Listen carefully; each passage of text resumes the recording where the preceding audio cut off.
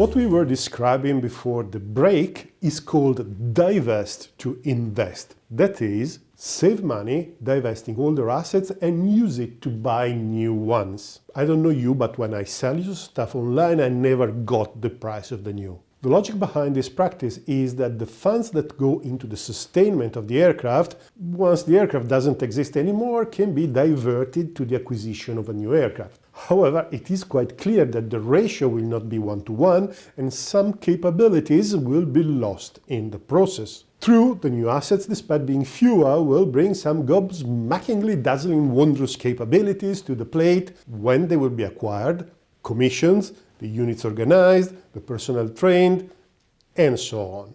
But, in the meanwhile, capabilities are lost without a direct replacement. You can make a case whether a smaller number of more effective aircraft will provide an end result better than more but less capable aircraft.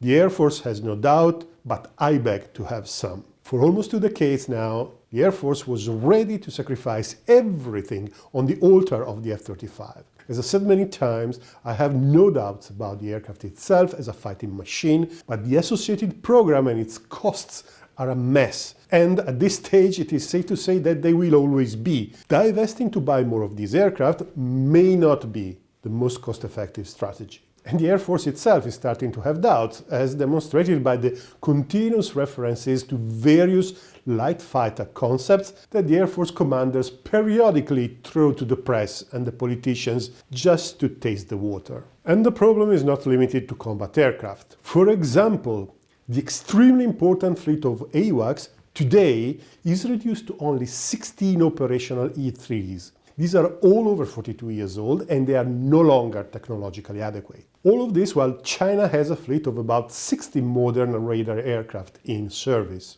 To be fair, the Navy has a fleet of about 80 E-2s that could potentially pick up some of this work, but the issue is blatantly clear.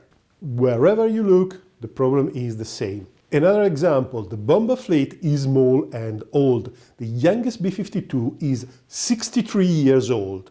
I was using diapers when it was built, and I might well be using diapers when it will be retired in the future. The T-38 trainer first flew in 1959, while the T-7 is piling up delays over delays.